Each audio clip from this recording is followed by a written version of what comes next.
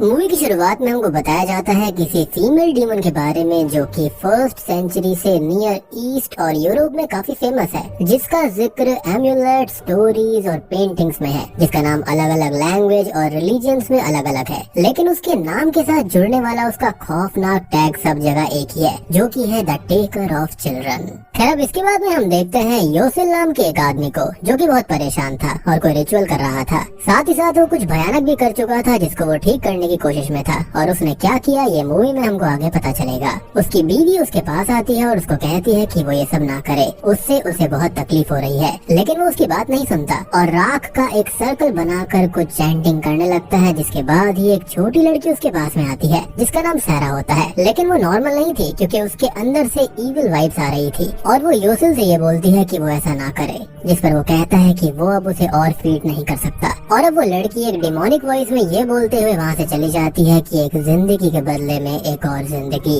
योसेल अब इस राख के सर्कल में खड़ा हुआ था और वो अपनी बीवी आयदा को याद करता है, लेकिन याद क्यों कर रहा था? क्योंकि वो तो अभी सबके सामने खड़ी थी। तो इसका जवाब हमको आगे मिलेगा। अब वो कुछ चैंटिंग करता है, जिसके बाद में ही उसके अंदर एक ब्लैक स्मोक या फिर सीधा ये कहें कि एक भयानक डीमन चली जाती है और अब वो खुद को स्टैब कर लेता है, जिससे उसकी बॉडी अकड़ने लगती है और वो वहीं पर खत्म हो जाता है। खैर, अब इसके बाद में हमको एक कपल को दिखाया जाता है जिनका नाम आर्थर और क्लेयर होता है, जो कि शादीशुदा हैं और क्लेयर यहाँ पर प्रेग्नेंट भी होती है और इन दोनों की लव मैरिज हुई थी। आर्थर ने अपने डैड को काफी टाइम पहले ही छोड़ दिया था क्योंकि वो तब उसकी क्लेयर से शादी के खिलाफ थे, लेकिन अब इतने सालों के बाद में वो उनके पास वापस आया है अपनी फैमिली पूरी करने के लिए और वो क्लेयर से भी बोलता है कि डैड अब उसको एक्सेप्ट कर लेंगे। आर्थर के डैड का नाम सॉल होता है, जो कि पेशे से एक फ्यूनरल होम चलाते हैं और आज उनके फ्यूनरल होम में एक लड़की का फ्यूनरल चल रहा था, जो कि कोई और नहीं बल्कि मूवी की स्टार्टिंग में दिख रही सारा है, जो कि कुछ टाइम से मिसिंग हो गई थी। खैर, अब सॉल उन दोनों के पास में आता है, उनको हक करता है और अपने बेटे बहू के वापस आने से वो बहुत ज्यादा खुश था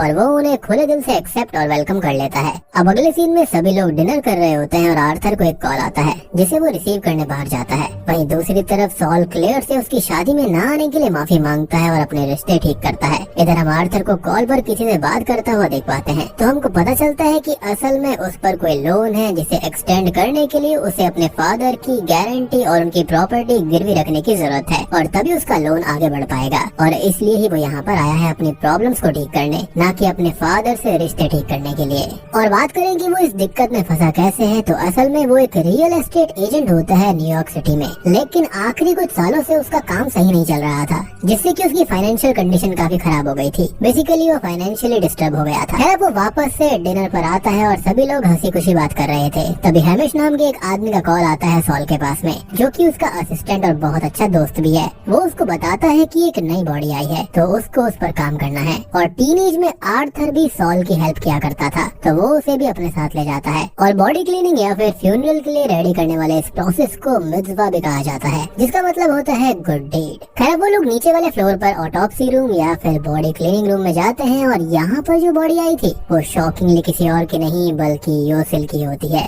जी हाँ, ये वही है जिसको हमने मूवी की शुरुआत में देखा था। सॉल और हैमिश आपस में बात करते हैं कि ये जो केस है वो काफी अजीब लग रहा है और कुछ हफ्ते पहले उन्होंने योसेल की वाइफ आयदा का भी फ्यूनरल किया था और हैमिश बोलता है कि योसेल अपनी वाइफ से बहुत प्यार किया करता था और उसकी स्पिरिट से कांटेक्ट करने की कोशिश करता रहता था, एक रास्ता ढूंढता रहता। और अब हम ऑडियंस को समझ में आता है कि जो आयदा दिखती थी वो रियल नहीं थी बल्कि वो उसकी स्पिरिट थी। तभी योसेल मरते वक्त आयदा के पास जाने की बात बोल रहा था, लेकिन सारी कहानी क्या है ये तो हमको आगे पता चल ही जाएगा। यानी कि शुरुआत में उसकी बीवी नहीं थी बल्कि वो उसकी स्पिरिट थी। अब हैमिश और सॉल आर्थर को बॉडी क्लीनिंग का काम देकर बाहर चले जाते हैं और यहाँ पर हैमिश ये बोलता है कि इतने सालों के बाद में आर्थर अचानक से वापस कैसे आ गया, जिस पर सॉल बोलता है कि उसका अपने फादर के लिए प्यार उसे यहाँ तक ले आया और वो तो अपने बेटे के आने से बहुत ज्यादा खुश है। लेकिन क्या हैमिश खुश नहीं है? जिस पर वो बोलता है कि वो खुश तो है लेकिन थोड़ा सा कंफ्यूज हो रखा है कि इतने सालों के बाद में यहाँ क्यों आया है वो। खैर, अब इधर आर्थर बॉडी क्लीन करने लगता है और वो स्टैब नाइफ को निकालता है और योसेल के गले में एक एम्यूलेट था जिसे वो उतारता है और अब उसकी आंखें खुल जाती हैं, जिससे आर्थर बहुत डर जाता है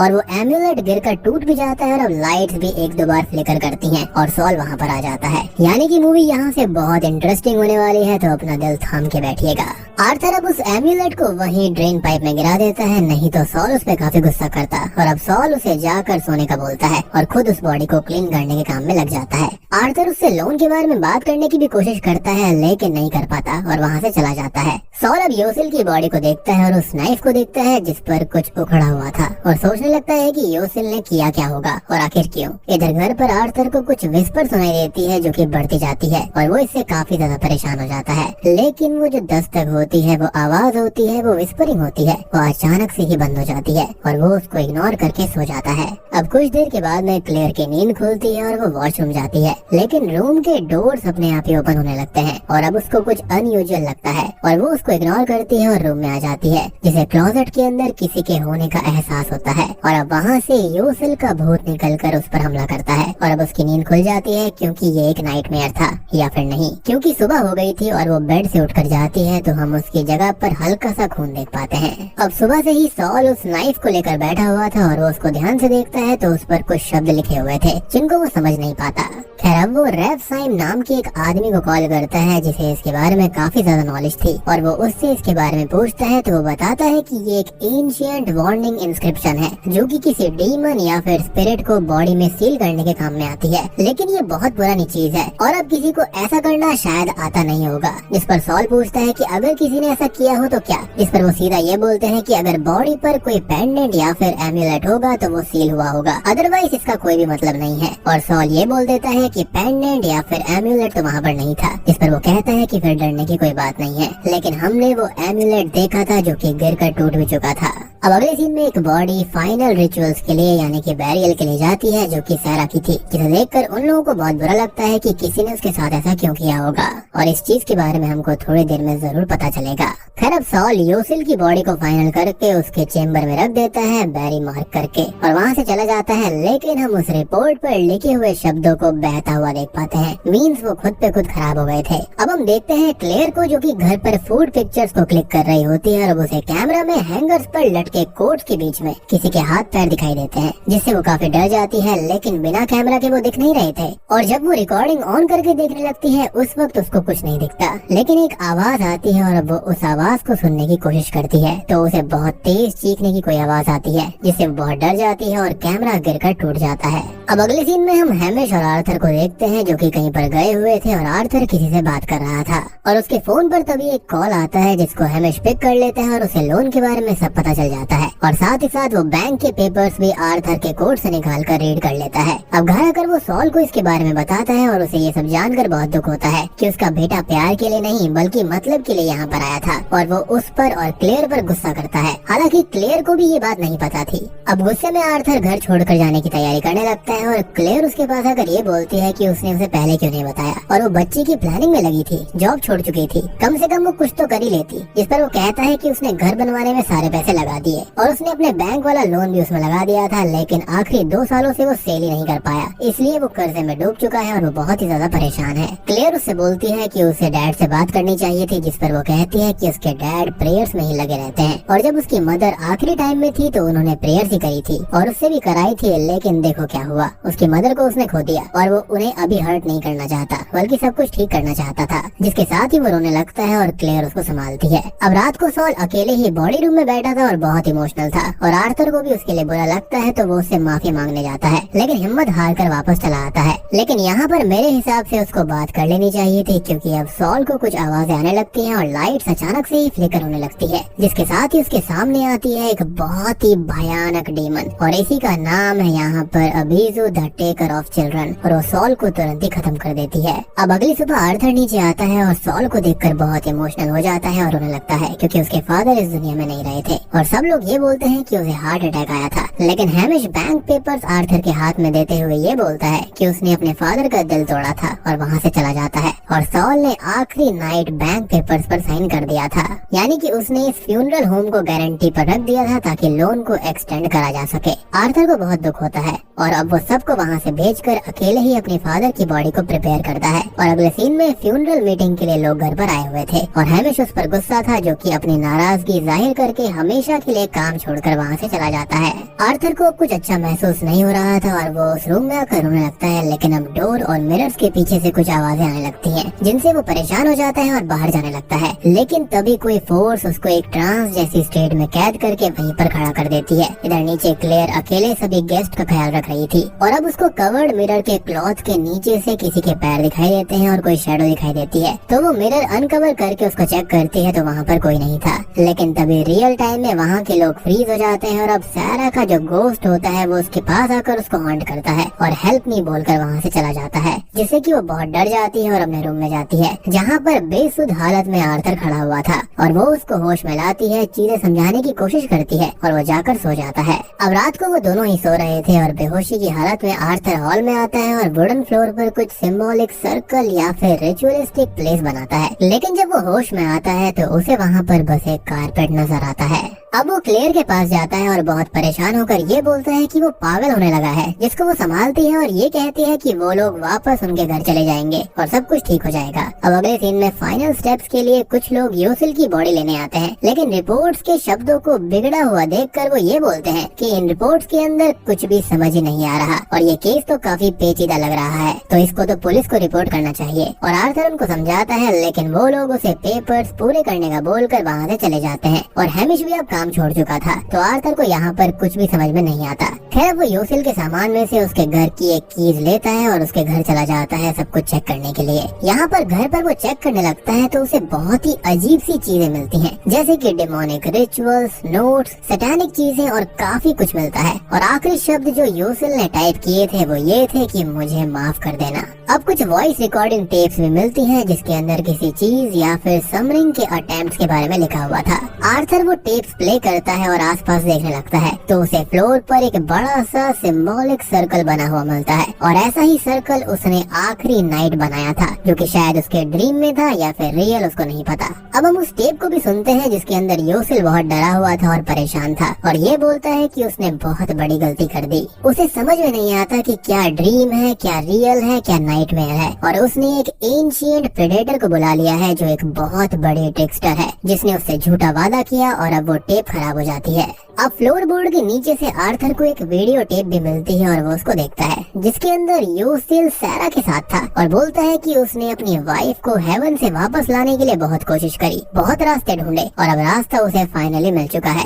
और उसका एक एंजल से कांटेक्ट हुआ है जो कि हेवन से आयदा को वापस ला सकती है। और अब वो सैरा को सर्कल में खड़ा कर देता है, चैंटिंग करता है, जिसके साथ ही वो हवा में फ्लोट करने लगती है और अब वो सडनली नीचे गिरती है और मारी जाती है और उसके पास आती है डीमन अबीजू और उसने शुरू से ही योसिल को फंसाकर ट्रिक कर लिया था। यानी कि सैरा कोई और नहीं बल्कि योसिल की ही बेटी थी और जैसा कि हम जानते हैं कि अबीजू टेकर ऑफ चिल्ड्रन है, तो उसने उसकी बेटी को क्लेम कर लिया था, उसको फंसाया था। और ये जो ईविल होते हैं या फिर डेविल होता है वो यही करता है, वो आपको ट्रिक करता है और आपके वीकनेस का फायदा उठाता है और सेम चीज यहाँ पर अबीजू डीमन ने करी। अब आर्थर बहुत परेशान हो जाता है और वो स्टेप को ले लेता है। अब घर पर हम क्लेयर को देखते हैं जिसे कुछ हलचल महसूस होती है और अब डोर अचानक से ही बहुत तेज आवाज करने लगता है जिसको वो ओपन करती है तो वहाँ पर खड़ी हुई थी आयदा, जो कि अपने हस्बैंड को आखिरी टाइम देखना चाहती थी। लेकिन हम जानते हैं कि आयदा पहले ही खत्म हो चुकी है, लेकिन ये बात क्लेयर को नहीं पता थी और वो आर्थर को कॉल करती है लेकिन उनकी आवाज कटने लगती है जिससे कि उन्हें एक दूसरे की बातें समझ में नहीं आती, जो कि ऑब्वियस सी बात है कि अबीजू डीमन यहाँ पर वो कर रही थी,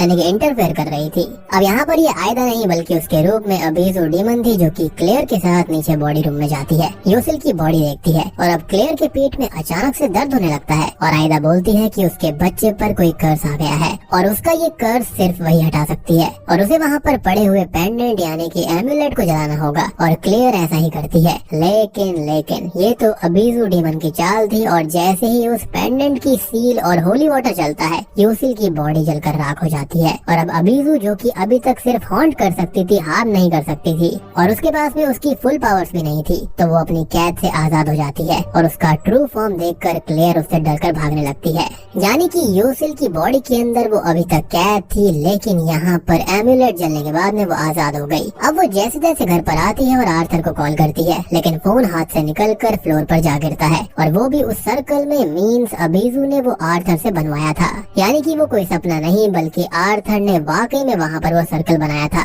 और ये सर्कल एक सैक्रिफिशियल प्लेस की जैसी है जिसके अंदर आते ही वो बच्चों को क्लेम कर लेती है, जैसा कि उसने सैरा के साथ में किया था योसिल को ट्रिक करके। और अब क्लेयर के अनबॉर्न बच्चे के साथ वो सेम चीज करना चाहती है, लेकिन क्लेयर डर जाती है और डिनर टेबल के नीचे छुप जाती है, लेकिन अबीजू डीमन उसको ढूंढ लेती है। अब आर्थर घर पर आता है और वो क्लेयर को ढूंढता है तो वो बेहोश रूम में पड़ी हुई थी और उसके पास सैरा के रूप में अबीजू खड़ी हुई थी, जो कि उससे एक डील करने का बोलती है कि वो कोई और बच्चा लाकर उसको दे दे और अपनी वाइफ और अपने बच्चे को बचा ले, लेकिन वो ऐसा करने से मना कर देता है और क्लेयर को उठाकर वहाँ से भागता है। लेकिन जैसे ही डोर के बाहर वो आता है, क्लेयर उसके हाथों से गायब हो जाती है और वापस से उसी जगह पर बेहोश दिखाई देती है। वो 2-3 बार कोशिश करता है, लेकिन हर बार वही सब कुछ हो रहा था, यानी कि ये सारी चीजें लूप में हो रही थी। और अब सैरा और क्लेयर दोनों ही गायब हो जाते हैं, यानी कि अबीजू डीमन और क्लेयर दोनों ही। और हम जानते हैं कि अबीजू यहाँ पर टेकर ऑफ चिल्ड्रन के साथ साथ एक बहुत बड़ी ट्रिकस्टर है, तो वो उसके साथ में यही कर रही थी। खैर वो हैमिश को कॉल करता है और वो आकर वो टेप देखता है और रेव साइम को कॉल करके भी बुलाया जाता है। रेव वो सर्कल देखता है और बताता है कि ये एक सिजिल है, फीडिंग प्लेस है। और अब वो लोग योसिल की बॉडी के पास में जाते हैं जो कि जलकर राख हो गई थी,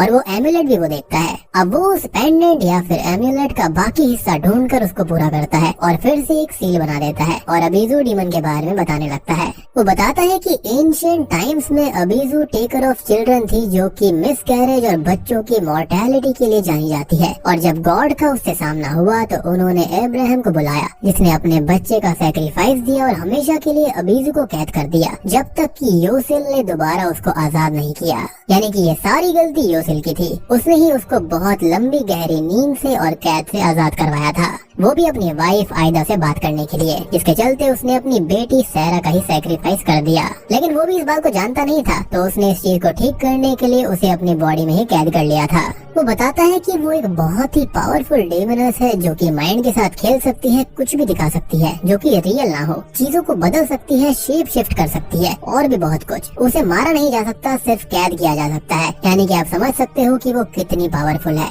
उसको सिर्फ बॉडी के अंदर बाइंड करके कैद कर सकते हैं, जैसा कि योसिल ने किया था, और वो भी उस खास खंजर के साथ। और अब आर्थर यहाँ पर समझ चुका था कि उसको क्या करना है, और वो अपनी बीवी और बच्चे को बचाने के लिए खुद का सैक्रिफाइस देने के लिए तैयार हो जाता है, जैसा कि योसिल ने एंड में किया था। अब वो लोग राख को इकट्ठा करते हैं ताकि एक सर्कल बनाया जा सके, जिसके अंदर अबीजू उनका कुछ भी बिगाड़ ना पाए। लेकिन अब वो वहाँ पर आती है और सबसे पहले रेव को ही खत्म कर देती है। तभी हैमिश और आर्थर वहाँ से भागते हैं और राख से एक दूसरे रूम के अंदर सर्कल बनाते हैं, और आर्थर उसके अंदर खड़ा हो जाता है, जिसे अपने फादर दिखाई देते हैं, जो कि असल में कुछ और नहीं बल्कि अबीजू डीमन थी। वो डिस्ट्रैक्ट होने लगता है, लेकिन तभी हैमिश उसको होश में लेकर आता है और ज्यूस प्रेयर्स बुक देते हुए ये बोलता है कि ये उसके फादर नहीं है, बल्कि कोई डिल्यूजन है। और तभी अबीजू हैमिश पर अटैक करके उसे वहाँ से दूर खींच कर ले जाती है, क्योंकि यहाँ पर वो आर्थर की हेल्प कर रहा था उसको हराने में। अब आर्थर प्रेयर शुरू करता है, लेकिन तभी वो क्लेयर को देखता है जो कि हवा में झूल रही थी, और वो सर्कल से बाहर आ जाता है उसके पास। वो बाहर तो आ गया था, लेकिन अपनी प्रेयर्स को वो जारी रखता है, और फाइनली उसके अंदर अबीजू डीमन आ जाती है, और वो उसको बाइंड करने के लिए खुद को स्टैब करने ही वाला होता है, लेकिन उसका जो खंजर होता है उससे दूर चला जाता है, और अब उसकी बॉडी भी अकड़ने लगती है,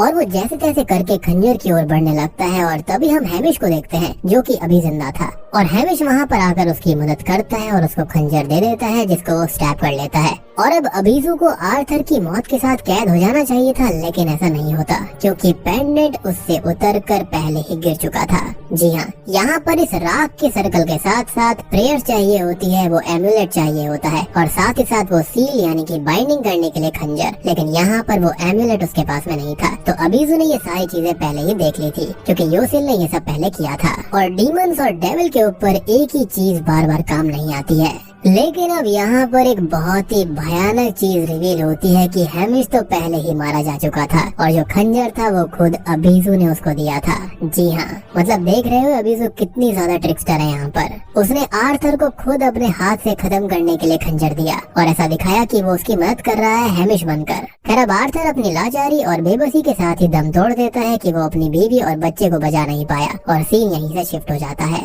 अब तभी हम एक बड़ी ही अजीब चीज देखते हैं कि कहानी कुछ सीन्स पहले आ जाती है जहाँ पर क्लेयर उस टाइम पर डिनर टेबल के नीचे छुपी हुई थी। मीन्स आर्थर अभी मरा नहीं था और जो कुछ हमने देखा वो भी नहीं हुआ था। और तभी आर्थर की आवाज मेन डोर से आती है और क्लेयर बाहर भागती है और रास्ते में स्टेप इन करती है, लेकिन वो उसी सिजिल में आ गई थी जिसके जरिए अबीजू बच्चों को क्लेम करती है। और अब फाइनली अबीजू डीमन उसके बच्चे को क्लेम कर लेती है और उसको खत्म कर देती है, या फिर नहीं ये हम नहीं जानते। यानी कि वो बच्चे को तो क्लेम करके ले गई, लेकिन क्लेयर का क्या हुआ ये हम नहीं जानते। वो जिंदा है या फिर नहीं हमको नहीं पता। और दोस्तों यहाँ पर एक और बड़ा ट्विस्ट रिवील होता है कि अबीजू ने यहाँ पर क्लेयर के दिमाग के साथ में खेला था ताकि वो सिजिल में आ जाए। यानी कि आर्थर और बाकी लोग पहले ही मर गए थे, लेकिन अबीजू डीमन ने क्लेयर को ऐसा दिखाया कि ये सब होने वाला था, जबकि ये सब रियल में हुआ था। और अबीजू डीमन ने उसको ऐसा दर्शाया कि अगर वो उसकी बात नहीं मानेगी तो उसके साथ में ऐसा हो सकता है, यानी कि उसके पति के साथ में और बाकी सबके साथ में,